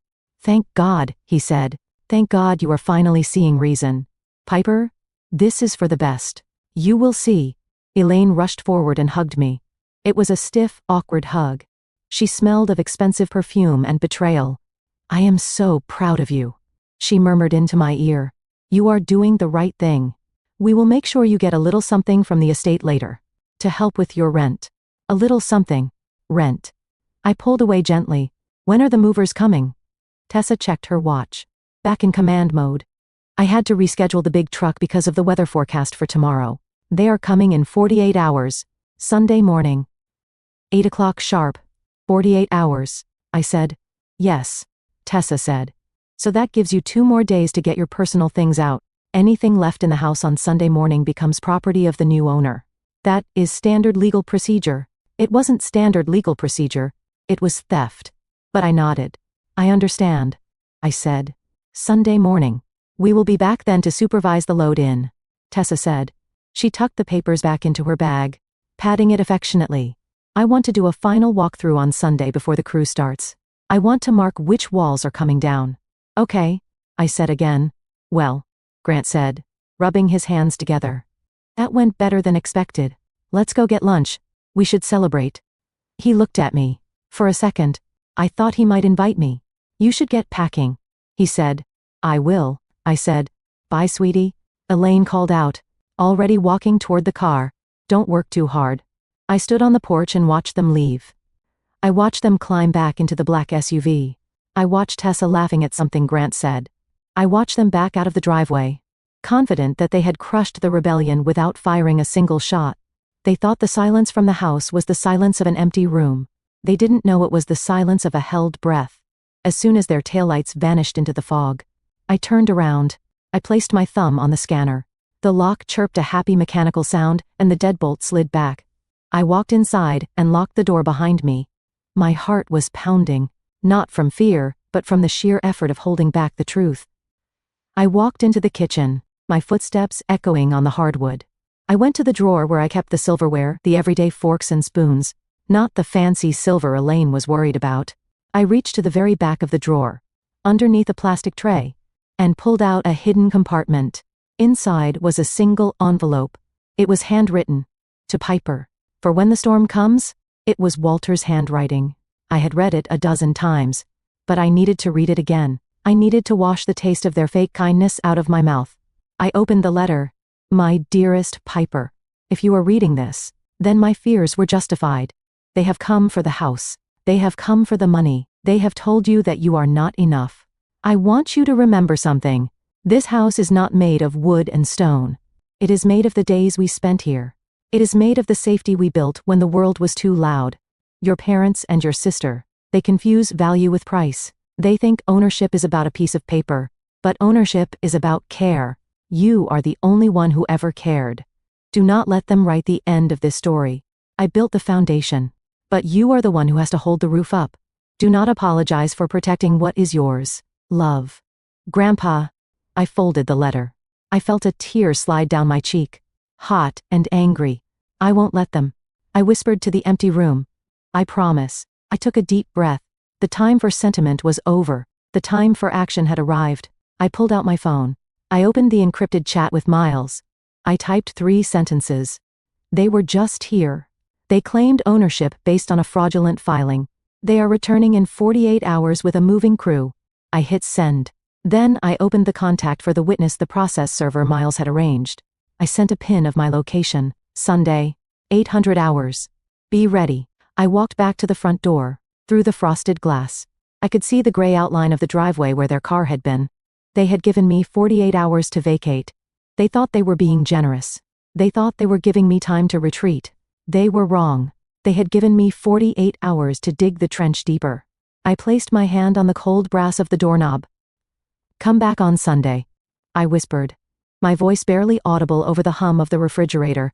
Bring your trucks. Bring your papers. Bring your arrogance. I twisted the deadbolt, feeling the solid steel engage with the frame. It was a heavy, final sound. But this door, I said to the ghosts of my family, is not going to open the way you think it is. I walked away from the door and headed toward the basement. I had a lot of work to do before Sunday. If they wanted a show, I was going to give them one. But the script they were following had been rewritten, and they had no idea they were walking onto a stage where the trap door was already unlatched. Sunday morning arrived, not with the warmth of the sun, but with the hydraulic hiss of air brakes. I was sitting in the foyer, drinking coffee from a travel mug. When the house shook, it was a subtle vibration, rattling the window, panes just enough to disturb the dust motes dancing in the light. I checked the monitor hidden in the bookshelf. A massive moving truck, painted a bright, aggressive yellow, was backing up the driveway. It was taking up the entire width of the road, scraping the roaded entrance on both sides. Behind it, the black SUV followed like a commander's vehicle inspecting the front lines. It was exactly 8 in the morning. I stood up, I smoothed down my jeans. I checked my reflection in the hallway mirror. I didn't look like a victim. I looked like a woman who was done waiting. Beside me, standing in the shadows of the living room archway, was Mr. Arthur Vance. Mr. Vance was a man who looked like he had been born in a filing cabinet. He was wearing a gray suit that was slightly too large for his frame, and he held a thick, leather-bound folder against his chest. He was a senior process server and a notary for the county. A man Miles had worked with for 30 years. He had the personality of a concrete block, which was exactly what I needed. They are here, I said. Vance checked his watch. Right on schedule, let's proceed. I unlocked the deadbolt, the manual one, not the biometric one, which I had disengaged 10 minutes ago to allow us to exit smoothly. Outside, I could hear car doors slamming. I heard Tessa's voice, high and piercing, cutting through the morning air. Just back it up to the porch, she was shouting. We want to load the big furniture first. The piano goes. The sideboard goes. Careful with the suspension, Vance's voice added. That driveway hasn't been paved in 10 years. I opened the door. The sound of the moving truck's engine was deafening. 2 men in blue jumpsuits were already pulling the metal ramp out from the back of the truck. They looked bored, tired, and ready to heave heavy objects.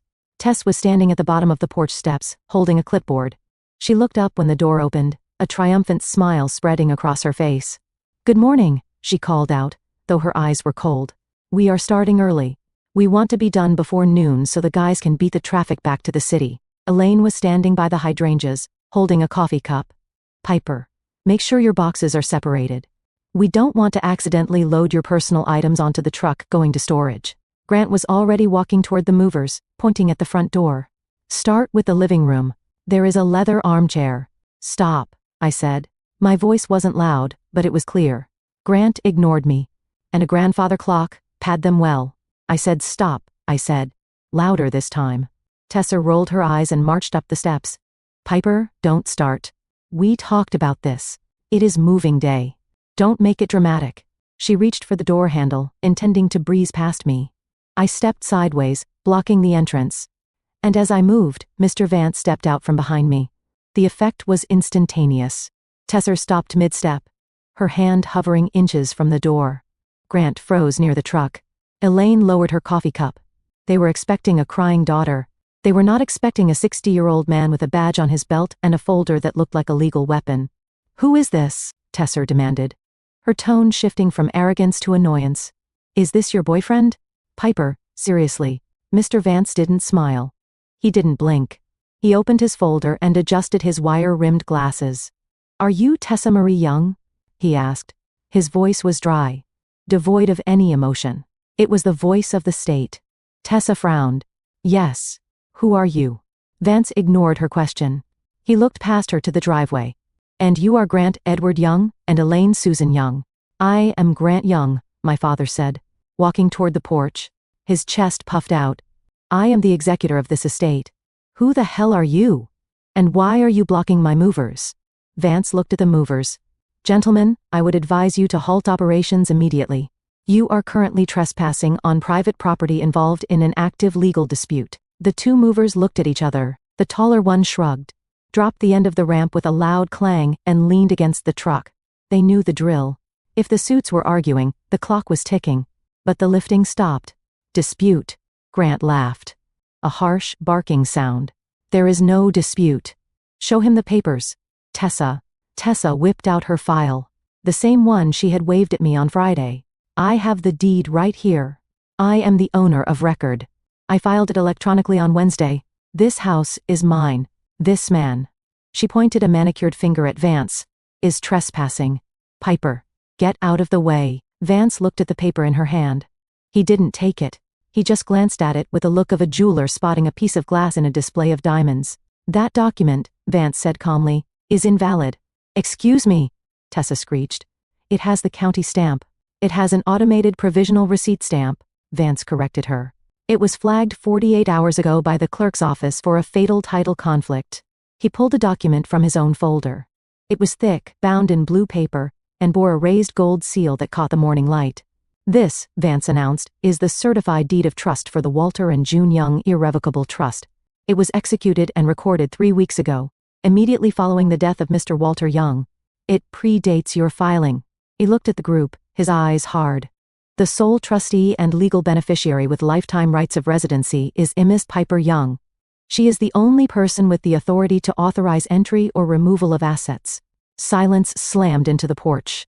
It was heavier than the truck. Elaine's mouth opened, but no sound came out. Grant looked like he had been punched in the gut.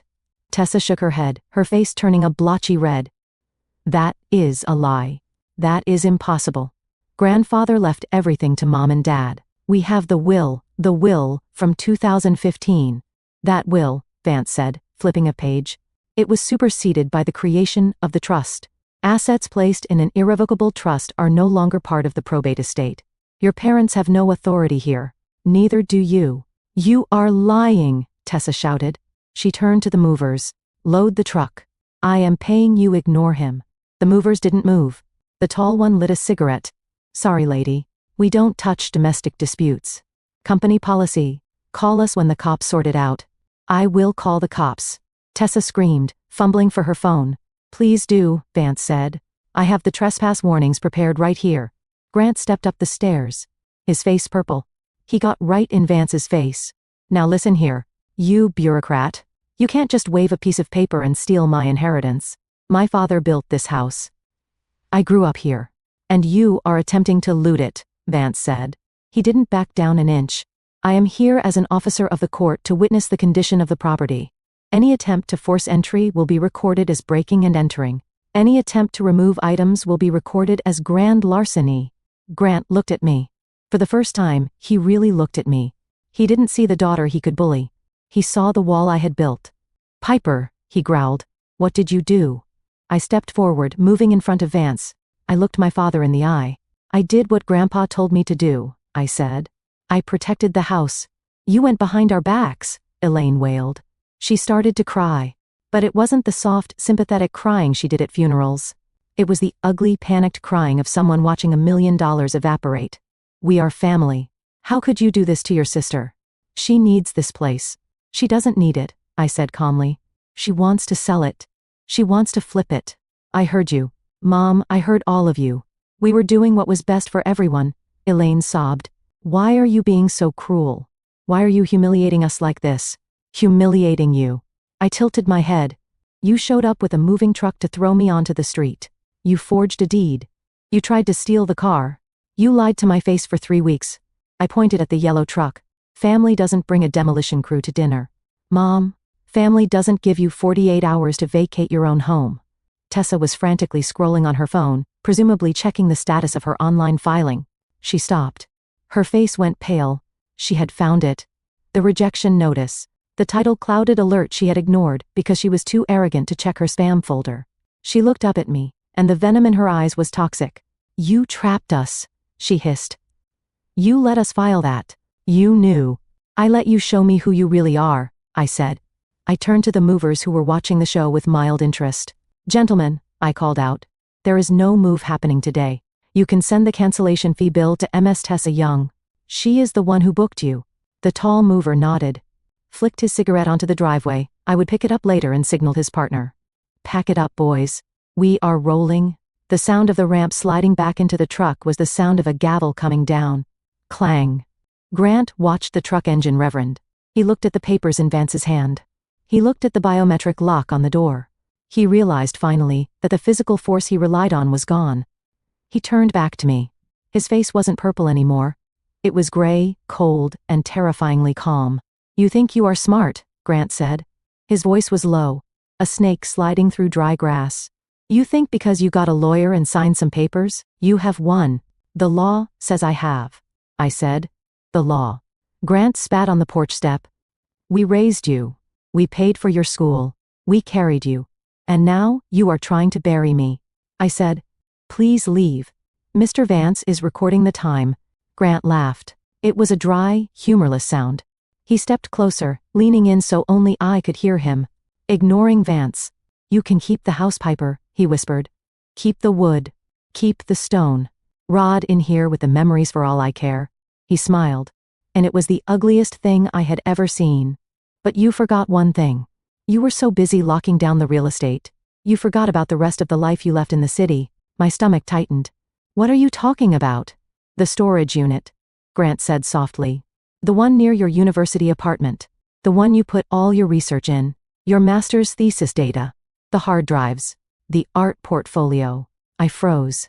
I had rented a unit to store my things while I was down here caring for Grandpa.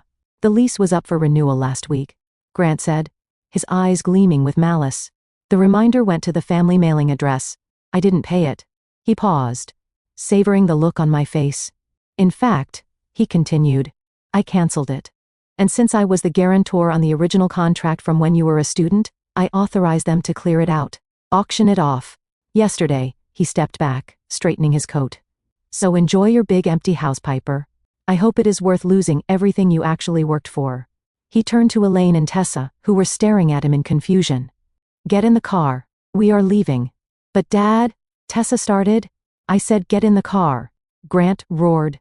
They scrambled into the SUV. I stood on the porch, my hands trembling. The victory of saving the house suddenly felt like ash in my mouth. My research, my portfolio, 5 years of work, gone. Mr. Vance stepped up beside me. MS, they are leaving. I watched the black SUV tear down the driveway, following the retreating moving truck. He is lying, I whispered, trying to convince myself. He has to be lying. But as I looked at the dust settling in the driveway, I remembered the way Grant played the game. He never bluffed. If he said he burned a bridge, he didn't just burn it. He blew it up while you were still standing on it. I had won the battle for Harbor Hollow, but Grant had just told me that he had nuked my future to do it. The yellow moving truck had been gone for 24 hours, but the dust it kicked up hadn't settled. It had just changed forms. Monday morning didn't bring peace. It brought a courier. He arrived at 10 o'clock, driving a nondescript white sedan. He didn't come to the front door. He walked to the gate I had locked the night before and buzzed the intercom. I walked down the driveway to meet him. Gravel crunching under my boots. Piper Young, he asked. Yes. He handed me a thick envelope. It wasn't from the family. It was from a law firm in the city Sterling. Holloway Associates. I knew the name. They were aggressive corporate litigators. The kind of firm you hired when you wanted to scorch the earth so nothing would ever grow there again. I took the envelope. It felt heavy. Like holding a brick. You have been served, the man said, and drove away. I didn't open it until I was back inside the kitchen, with the biometric locks engaged and the security cameras recording. My hands were steady, but my heart was hammering a frantic rhythm against my ribs. I sliced open the seal. I expected a lawsuit contesting the validity of the trust. I expected them to claim the signature was forged or the date was wrong. I was wrong. They weren't attacking the paper. They were attacking the person holding it. The header read, Petition for removal of trustee and emergency appointment of guardian ad litem. I scanned the legalese, my stomach twisting into a cold, hard knot. They were filing a motion to have me removed as trustee of the Walter and June Young Irrevocable Trust. Their grounds: lack of capacity, undue influence, financial mismanagement. I read the affidavit attached to the filing. It was signed by Elaine Young. Petitioner states that the respondent, Piper Young, has a history of emotional instability and isolation. Petitioner asserts that the respondent took advantage of the decedent's diminished mental state, while isolating him from the rest of the family to coerce the execution of trust documents. Furthermore, the respondent is currently unemployed and lacks the financial literacy required to manage an estate of this magnitude. I had to put the paper down on the counter because I thought I might tear it in half. They were painting a picture of me as a predator, a confused, unstable girl who whispered poison into a dying man's ear while locking his loving family out. It was a rewrite of history so audacious it took my breath away. I picked up my phone to call Miles, but the screen lit up with a notification before I could dial. It was a text from my cousin Sarah, who lived in Ohio. We hadn't spoken in 2 years, but we used to be close. Sarah Piper. Is it true Aunt Elaine just called me? She said you are planning to sell the Harbor Hollow house to a condo developer and that you wouldn't let them in to get Grandpa's journals. I stared at the screen, so that was the narrative. They weren't just fighting me in court. They were poisoning the water in the village. They knew the extended family cherished this house. By telling everyone I was selling to a developer a lie so specific it had to be calculated, they were turning the entire Young clan against me, Piper. That is a lie. Sarah, I am keeping the house. They are the ones who wanted to flip it. Sarah, that is not what Tessa said. She posted a long thing on Facebook about how heartbroken she is, that greed has destroyed the family legacy. Piper, people are really upset. I didn't reply. I couldn't fight a social media war. I had to fight a legal one. I called Miles. I have the letter, I said as soon as he picked up. I have a copy too, Miles said. His voice was grim. They are playing dirty. Piper, this is the nuclear option. Challenging a trust is hard. So they are trying to destroy your character instead. If they can prove you are incompetent, or that you manipulated Walter, a judge could strip you of the trusteeship and appoint guests who, Grant, I said, Grant, Miles confirmed, or a neutral third party who would eventually liquidate the assets to pay for the legal fees incurred by the dispute. Grant told me he canceled my storage unit. I said, my voice shaking with sudden rage. He told me he authorized them to auction my master's thesis, my portfolio, everything. Did you check? Miles asked sharply. I called this morning, I said. He did try. He called the facility on Saturday pretending to be me, claiming I lost my key and wanted to terminate the lease. But because the account has a two-step verification passcode my mother's maiden name, which he guessed wrong, they flagged it. My stuff is safe, but the attempt Miles, he tried to erase my professional life. Good, Miles said. Good. It proves malice, Miles said. A loving father doesn't try to auction his daughter's education 2 days after a funeral. We will subpoena the call logs from the storage facility. We will add it to the pile. They are trying to say I am incompetent, I said. How do I prove I am not? By being the most competent person in the room, Miles said. They are going to try to provoke you. They want you to send angry texts. They want you to scream in public. They want to show the judge a hysterical woman. Do not give them that. I hung up. I felt like the walls of the house were closing in. I walked into the living room. The room where yesterday Mr. Vance had stood like a shield. Now, the threat felt ghostlier. My phone pinged again. An email alert. Security warning. Multiple failed login attempts detected for account Harbor Hollow Utilities. I clicked the link. Someone had tried to access the electric and water accounts 5 times in the last hour. The IP address was local. They were trying to get into the utility accounts. Why? Then it hit me. If they could log in, they could cancel the autopay. They could turn off the lights.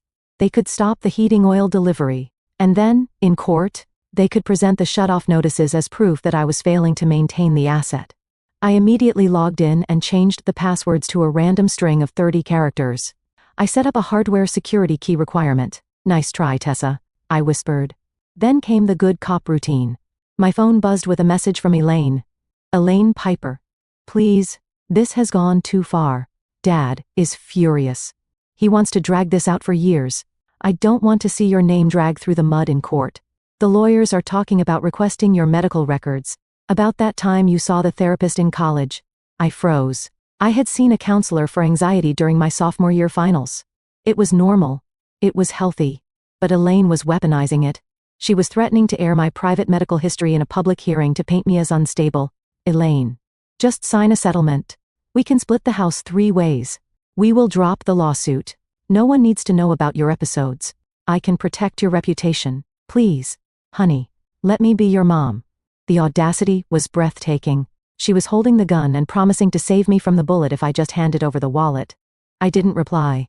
I took a screenshot. I saved it to the folder named The Evidence. I needed air. I needed to think. I walked into grandfather's study. The room still smelled of his pipe tobacco and old leather. I sat in his chair, the same chair Grant had tried to claim. I opened the bottom drawer of his desk, the one where he kept his thinking tapes. Walter used to record his thoughts on a dictaphone. He said his hands shook too much to write in the evenings. So he spoke to the machine. I had listened to most of them. But there was one small cassette in a case labeled Just in Case. I had found it a week ago, but hadn't had the courage to play it. It felt too final. But now, with their accusations of undue influence ringing in my ears, I needed to hear him. I put the tape into the player and pressed play. The magnetic tape hissed for a moment. And then, Walter's voice filled the room. It was weak, breathless, but the mind behind it was sharp as a tack. It is March 3rd. I am recording this because I know my son. I closed my eyes. Grant was here today. Walter's voice continued. He brought papers. He wanted power of attorney. He told me I was confused. He told me I was forgetting things. I told him the only thing I have forgotten is why I lent him that money in '99. A dry, raspy chuckle. I am not confused. I am dying. There is a difference. But they will try to say, I didn't know what I was doing when I gave the house to Piper. They will say she tricked me. They will say she is weak. The tape hissed again. Piper, if you are listening to this, it means they have started the mudslinging. It means they are attacking your character because they can't attack your rights. Listen to me closely. In the blue binder, under the insurance policies, there is a log. I kept a log of every time they visited in the last 5 years. Dates, times, duration. I sat up straight. A log. You will see the pattern, Walter said. They visited 20 times in 5 years. You visited 300 times. You didn't influence me. Piper, you were just the only one who showed up. That is not manipulation. That is love. Take the log. Show the judge. Let them argue with the calendar. The tape clicked off. I scrambled to the bookshelf. I found the blue binder. I had looked through it before but missed the thin black notebook tucked into the back pocket. I opened it. It was exactly as he said. Walter, with his meticulous carpenter's brain, had recorded every interaction. Deck December 24, 2022. Grant and Elaine arrived 2:00 p.m., left 4:15 p.m., complained about the heating cost, did not ask about June's chemo. January 15, 2023. Piper arrived, stayed weekend, fixed the back step, cooked soup. February 10, 2023. Tessa called, asked for loan, 10 minutes, page after page, a concrete, irrefutable timeline of neglect versus care. This wasn't just a diary. It was a ledger of emotional bankruptcy, undue influence. I whispered, tracing the entries. I didn't influence him. You ignored him. I took photos of the log. I scanned the pages. I uploaded them to the secure server. Then I called Miles. I have something, I said. I have a logbook written in Walter's hand. It documents every visit for 5 years. It proves they were absent, and I was the primary caregiver. It proves he was lucid enough to track their neglect. That is excellent, Miles said, the excitement evident in his voice. That goes to the state of mind. It destroys the isolation narrative. If they claim you isolated him, we show the log proving they simply chose not to come. I am ready, I said. When do we fight this? I just got off the phone with their counsel, Miles said. They are pushing for an emergency injunction. They want to hearing this Thursday. They want to freeze the trust assets immediately. Thursday, I said, 3 days. They are betting you will fold before then, Miles warned. They are betting the threat of the courtroom will make you sign the settlement Elaine sent. They think you are too scared to stand up in front of a judge and speak. I looked at the camera feed on my monitor. The driveway was empty, the house was quiet, but inside the evidence was screaming. I thought about the storage unit they tried to auction. I thought about the mental instability lies. I thought about the way they looked at me on the porch like I was a bug to be crushed. Let them bet, I said. Piper, this will be ugly, Miles said softly. They will say terrible things about you on the record. Things you can't unhear. I have been hearing them my whole life, Miles, I said. They just usually whispered them in the kitchen. I would prefer they say them into a microphone where I can rebut them. Okay, Miles said. Thursday morning, 9 o'clock, County Superior Court, wear something boring. I hung up. I walked to the window and looked out at the fog lifting off Harbor Hollow. The view was clear now. The gray water looked like steel. They wanted to paint me as the fragile, crazy daughter who stole a fortune. They wanted to make me the villain of the story. Fine, if they wanted a villain, I would show them what a villain looked like. A villain was someone who kept the receipts. A villain was someone who didn't cry when you threatened them. A villain was someone who walked into court, not with a plea for mercy, but with a logbook of their sins. I went to the closet and pulled out my suit. It was navy blue, sharp, professional. Thursday wasn't going to be a hearing. It was going to be a reckoning. The night before the hearing, the house felt like a ship holding its breath before a hurricane. I sat at the mahogany dining table, the surface covered in paper. To anyone else, it looked like a chaotic mess of receipts, screenshots, and legal forms.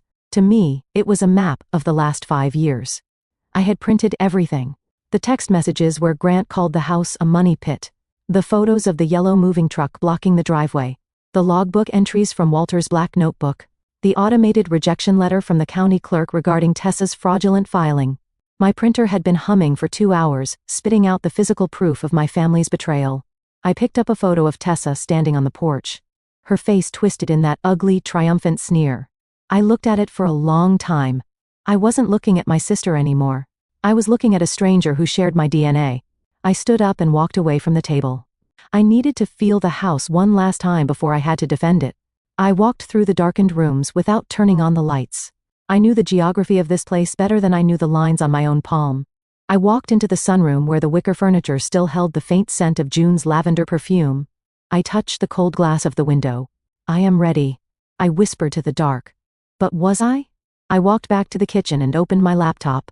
I had one final stone to turn over earlier that afternoon. While reviewing the financial records for the trust defense, I had stumbled upon something odd. In the shared family cloud drive, a digital storage space I had set up for my parents 3 years ago to help them organize their taxes, there was a new folder. It was labeled Simply Liquid. My parents were not tech savvy. They likely forgot I still had administrator access to the drive. They thought deleting me from their lives meant unfriending me on Facebook, not revoking permissions on a server I built. I clicked on the folder inside. There were 3 PDF documents. They were dated within the last 2 months. The first was a notice from a bank in the city. It wasn't a bank statement. It was a notice of default. I read the numbers, and my breath hitched. Grant and Elaine were behind on the mortgage for their penthouse in the city, not just a little behind. They were 6 months behind. The bank was threatening foreclosure proceedings if the balance of $85,000 wasn't brought current within 30 days. 30 days. The deadline on the bank notice was exactly 4 days from now. I opened the second document. It was a letter from a private equity firm. Grant had taken out a high-interest business loan 2 years ago, $500,000 collateralized against his future inheritance. He had borrowed money against a house he didn't own yet. The realization hit me like a physical blow. The rush to evict me. The move out by Friday deadline. The sheer frantic aggression of their takeover. It wasn't just greed. It was panic. They weren't trying to steal the house because they wanted a summer getaway, or because they wanted to renovate the kitchen. They were trying to steal it because they were drowning. They needed to liquidate the Harbor Hollow estate immediately to pay off their debts before they lost their own home and their social standing. "Oh, Dad," I whispered, staring at the screen. "You are broke." It made sense now. The fairness argument, the pressure on Tessa to get the deed. They were using Tessa as the vehicle to get the title, knowing that if Grant took it directly, his creditors might seize it immediately. By putting it in Tessa's name, they thought they could sell it quietly and funnel the cash back to cover their holes. But that led to the second question. Why was Tessa going along with it? Tessa was selfish. Yes. But she wasn't a criminal. She was risk-averse. Filing a fraudulent deed was a felony. Who pushed her to do it? I went back to the https://babu. Google.com. Search. QA. Quickinheritance.com. Receipt I had found in the digital trash bin of the drive. I looked at the payment details again. I had assumed Tessa paid for it, but when I zoomed in on the credit card receipt, the last 4 digits didn't match any card I knew Tessa possessed. And the billing name wasn't Tessa Young. It was J. Thorne. Julian Thorne. Tessa's new fiancé. The entrepreneur she had been dating for 6 months. The one who was too busy closing a deal in Dubai to come to the funeral. I opened a new tab and started digging. I ran a background check on Julian Thorne. Not the Google search kind, but the deep dive kind, using the paid database Miles had given me access to. It took 10 minutes. Julian Thorne didn't have deals in Dubai. He had a suspended real estate license in Florida. He had 2 civil judgments against him for title washing scams, convincing people to transfer deeds to shell companies for asset protection, then leveraging the properties for loans and vanishing. I felt a chill that had nothing to do with the drafty house. Tessa wasn't the mastermind. She was the mark. This Julian guy must have whispered in her ear. He probably told her he could handle the paperwork to help her parents. He probably told her the online service was a legitimate loophole. He was setting her up to take the fall for the fraud, while he likely planned to take the proceeds from the renovation loan she mentioned earlier. Twist number 2. My family was a nesting doll of disasters. Grant and Elaine were desperate debtors trying to loot the estate to save their reputation. Tessa was a manipulated puppet about to hand the keys over to a con artist. And I was the only one standing in the way of the entire house of cards collapsing. I saved the documents, the foreclosure notice, the business loan, the background check on Julian. I had the ammunition to destroy them. If I revealed the foreclosure in court, Grant's reputation in the city would be vaporized. If I revealed Julian's record, Tessa's engagement and her heart would be shattered.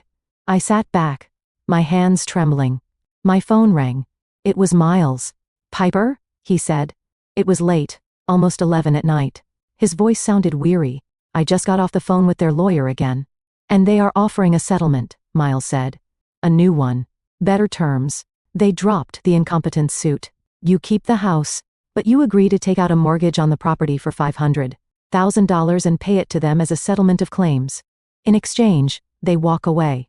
$500,000. Exactly the amount of Grant's business loan. They are desperate, Miles." I said.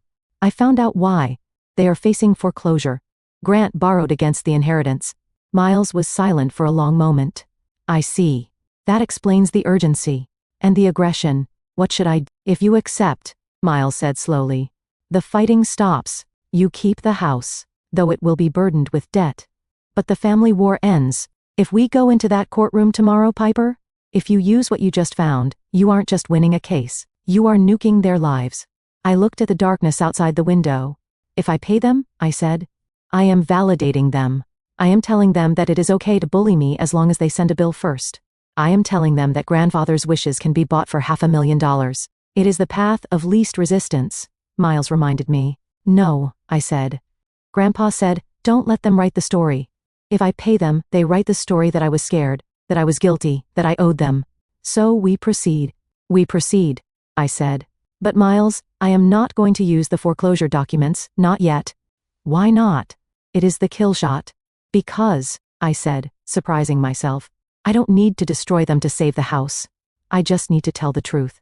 I will keep the documents in my back pocket. If they lie on the stand, if they push me too far, then I will use them. But not before. You are more merciful than they are, Miles said. No, I said.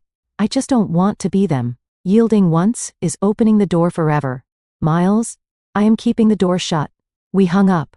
The house was completely silent now. Midnight? I set up my phone on the kitchen counter. I hit record. I didn't plan to post this. I didn't plan to show it to the judge. I just needed to say it out loud. To make it real. My name is Piper Young. I told the camera lens. It is the night before the hearing. My parents are trying to declare me incompetent. My sister has accused me of theft. Tomorrow, I have to walk into a room and prove that I am a person worthy of trust. I took a shaky breath. I found out tonight that they are ruining themselves. They are broke. They are being scammed. Part of me wants to save them. Part of me wants to write them a check and make the scary yellow truck go away. But I can't. Because this house isn't an ATM. It is a sanctuary. And you don't burn down a sanctuary to pay for a mistake. I stopped the recording. I saved it. Evidence of sanity. My phone buzzed again. A text from Grant. He was awake too. Probably drinking scotch, staring at his foreclosure notice. Grant, last chance. Piper. The lawyers are ready to tear you apart tomorrow. We will bring up everything. The therapy. The grades. The time you got fired from the coffee shop. Do you really want the whole town to know you are crazy? Drop the trust. Sign the settlement. Or you lose this family forever. I stared at the words. You lose this family forever. He thought that was a threat. He didn't realize that I had already lost them the day they chose money over me. He was threatening to take away something that no longer existed. I typed my reply. My fingers were steady. Piper family isn't the price to buy silence. Dad. And I am not buying. I sent it. I turned off the kitchen light. I was ready to go upstairs. To try to sleep for a few hours. When my phone rang, I frowned. It wasn't Miles. It wasn't Grant. It was a number I didn't recognize. A local area code. But not a contact I had saved. It was 12:15 in the morning. I hesitated. Then swiped answer. Hello, Miss Piper Young. The voice was male, deep, and official, not a lawyer, not a family member. Yes, this is Detective Miller from the County Fraud Investigation Unit. I apologize for the late hour, but we received a flag from the clerk's office regarding a property filing at your address. My heart stopped. Had Tessa called them? Had she tried to frame me? Yes, there is a dispute. I stammered. We have a hearing tomorrow. We know. The detective said. We have been monitoring the activity on that deed submission. We traced the IP address and the payment method. It triggered an alert in our system for a known pattern of elder abuse and title fraud. He paused. We will be at the hearing tomorrow, Ms. Young. Not as observers. We have questions for a Mr. Julian Thorne. And we need to know if you are prepared to testify regarding your sister's involvement. I gripped the phone. My sister. We need to know if she is a victim or an accomplice, the detective said. See you in court, Ms. Young. The line went dead. I stood in the darkness. The silence of the house pressing against my ears. I had prepared for a civil battle about trusts and wills. I had prepared to defend my sanity. I wasn't prepared for a criminal investigation. Tomorrow wasn't just going to be a hearing. It was going to be an ambush. And I was the only one who knew the police were coming. County Superior Court. Courtroom 4B. Smelled of floor wax and stale anxiety. I sat at the plaintiff's table next to Miles.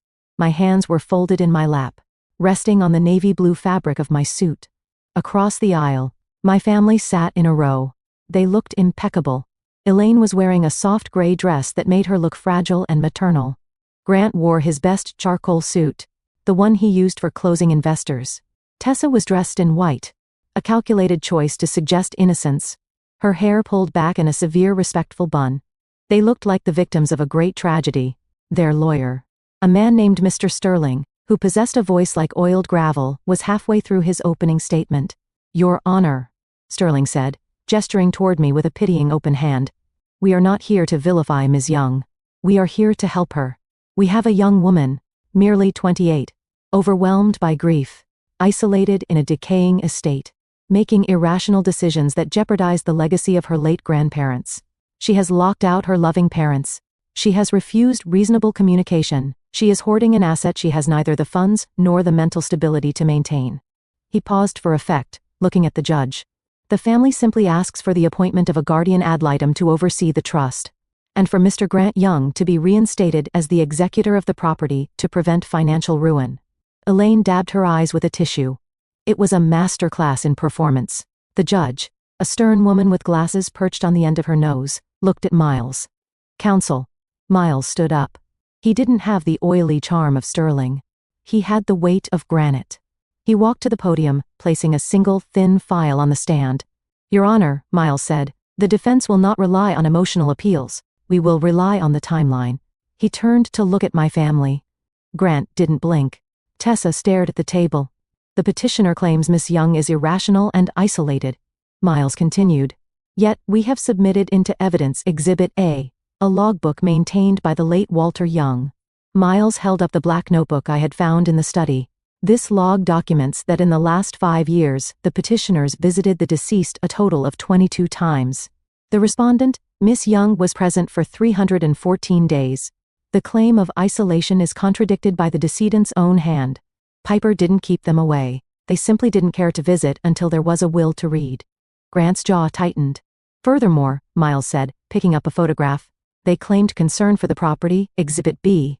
He projected the image onto the court screen. It was the photo of the yellow moving truck blocking the driveway, with Grant and Tessa standing in the foreground, looking aggressive.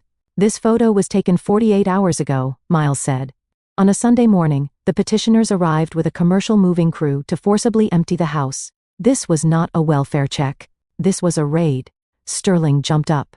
"Objection. My clients were merely securing assets for safekeeping." "Overruled," the judge said, her eyes narrowing as she looked at the photo. "Continue." Miles nodded. "But the crux of this matter, Your Honor, is not about moving trucks. It is about fraud." The air in the room changed. It went from tense to vacuum-sealed. Miles picked up the document Tessa had waved in my face on the porch, the printout of the electronic deed filing. "The petitioners claimed that the trust is invalid and that they are the rightful owners," Miles said. "To support this, Miss Tessa Young attempted to file a quitclaim deed last Wednesday. Transferring the property to herself." Miles turned to Tessa. She looked pale. "Miss Young," Miles asked directly, though he was addressing the judge, "did you verify the title before you filed this deed?" Sterling interjected. "My client used a third-party service. She is not a lawyer. If there was a clerical error, it was unintentional." "It was not a clerical error," Miles said. His voice dropped, becoming dangerously quiet. "It was a crime." He produced the receipt I had found. "The one with the name, J. Thorne. We have here the receipt for the service, quickinheritance.com, Miles said. "It was paid for by a credit card belonging to a Mr. Julian Thorne, a man with 2 prior civil judgments for title fraud." Tessa gasped. It was a small, sharp sound, like a balloon popping. She looked at Grant. Grant looked straight ahead, refusing to make eye contact with her. "And," Miles continued, delivering the blow I had held back until this moment, "we have the email thread between Miss Tessa Young and Mr. Thorne, recovered from the family's shared cloud drive." He held up a sheet of paper. "In this email, dated 4 days ago, Ms. Young writes, 'The trust is a problem. We need to override it before the county updates the registry. Can we backdate the deed?'" The silence in the courtroom was absolute, to which Mr. Thorne replied. Miles read, "We will file it as a correction. It might get flagged, but it will buy you enough time to get into the house." Miles dropped the paper on the table. It made a loud slap. They knew the trust was valid. "Your Honor, they tried to bury it with a fraudulent filing to physically seize the house before this hearing could take place." The judge turned her gaze to the defense table. It wasn't a judicial look anymore. It was the look of a predator spotting prey. "Ms. Young," the judge said to Tessa, "is this email authentic?" Tessa started to shake. She looked at Julian Thorne's name on the evidence list. She looked at the detective sitting in the back row. Detective Miller, who had just offered a small grim nod. I didn't know, Tessa stammered. Julian said it was standard procedure. He said we just needed to clean up the paperwork. You asked to backdate a legal document, the judge said coldly. That is not standard procedure. That is forgery. Grant slammed his hand on the table. The sound echoed like a gunshot. She was trying to save the house, Grant shouted, losing his composure completely. He stood up, his face flushing a deep, dangerous red. You don't understand. We have obligations. We have liquidity issues. Sterling tried to pull him down. Mr. Young, sit down. No, Grant roared, shaking him off. He pointed a shaking finger at me. She is sitting on $1 million of equity while we are drowning. We just needed her to sign the split. If she had just signed the split, none of this would have happened. Grant, stop, Elaine shrieked, grabbing his arm, but the words were out. We just needed her to sign the split. Grant froze. He realized what he had said. He realized he had just admitted, on the record, that the entire incompetence lawsuit was a sham designed to force a financial settlement. The judge looked at Grant. Then she looked at the foreclosure documents Miles had handed to the bailiff. As a supplemental evidence packet, the documents I had found the night before, showing Grant's desperation. So, the judge said, her voice icy. This is not about your daughter's mental health. This is about your debts. Grant sank back into his chair. He looked small. The charcoal suit suddenly looked like a costume he had outgrown. Your Honor, Miles said softly, the defense rests. The judge didn't need a recess. She didn't need to consult looking at her notes. She looked at my family with unmasked disgust. The petition for removal of trustee is denied with prejudice, she ruled. The trust stands. Miss Piper Young is the sole legal authority over the Harbor Hollow estate. She turned her eyes to Tessa. Regarding the fraudulent filing and the email evidence, I am referring this matter to the district attorney's office for immediate review. Detective Miller is present in the court, I believe. Yes, Your Honor, the detective called out from the back. Tessa put her head in her hands and began to sob. This time, it wasn't a performance. It was the terrified sound of a golden child realizing the safety net had been cut. And Mr. Grant Young, the judge continued, I am issuing a permanent restraining order. You are barred from coming within 500 feet of the property, or Ms. Piper Young. If you attempt to access the utilities, the accounts, or the premises again, you will be held in contempt and incarcerated. She banged her gavel. Bang. Court is adjourned. The sound of the gavel was the sound of the final door closing. I stood up. My legs felt weak, but I didn't stumble. My family remained seated. They looked like a painting that had been left out in the rain colors running. Forms dissolving. Elaine stood up slowly. She walked over to the barrier separating the tables. She didn't look at Grant. She didn't look at Tessa. She looked at me. Her face was twisted in a mixture of grief and rage. You ungrateful girl, she hissed. We gave you life. We gave you everything. And you let them do this to your sister. You let them destroy your father. I looked at her. I looked at the woman who had smiled while telling me to move out by Friday. I looked at the woman who had threatened to use my therapy records against me. I didn't do this, Mom, I said. My voice was steady. I didn't borrow money against a house I didn't own. I didn't hire a con artist to forge a deed. And I didn't bring a moving truck to a funeral. We are family, she cried out, clutching her pearls. No, I said. You were a corporation, and you just went bankrupt. I turned my back on her. Piper, she screamed. I kept walking. I walked past Grant, who was staring at the floor, muttering about interest rates. I walked past Tessa, who was being approached by Detective Miller. I walked out of the double doors of the courtroom and into the hallway. Miles was waiting for me. He held out his hand. It is over, he said. Is it? I asked. The house is safe, he said. The trust is locked. They can't touch you. Piper? Not ever again. I took a deep breath. The air in the hallway was cool. It didn't smell like floor wax anymore. It smelled like freedom. 2 hours later, I was back at Harbor Hollow. The afternoon sun was breaking through the clouds, casting long golden beams across the water. I parked my sedan, the one they couldn't take in the driveway. There was no yellow truck. There was no black SUV. There was only the sound of the wind moving through the cedar trees. I walked up the porch steps. I didn't need to check the camera. I didn't need to look over my shoulder.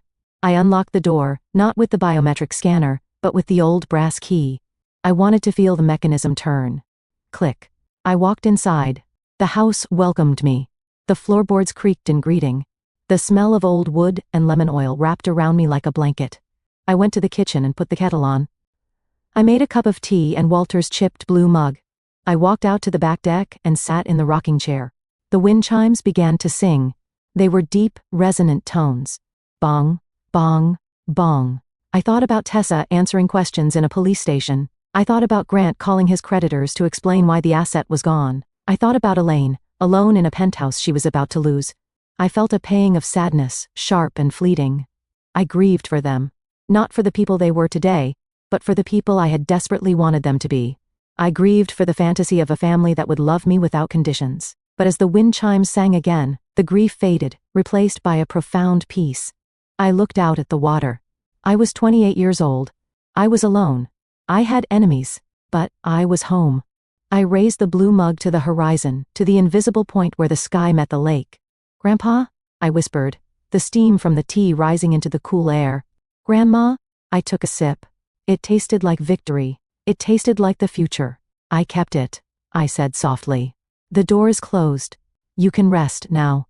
Thank you so much for listening to this story.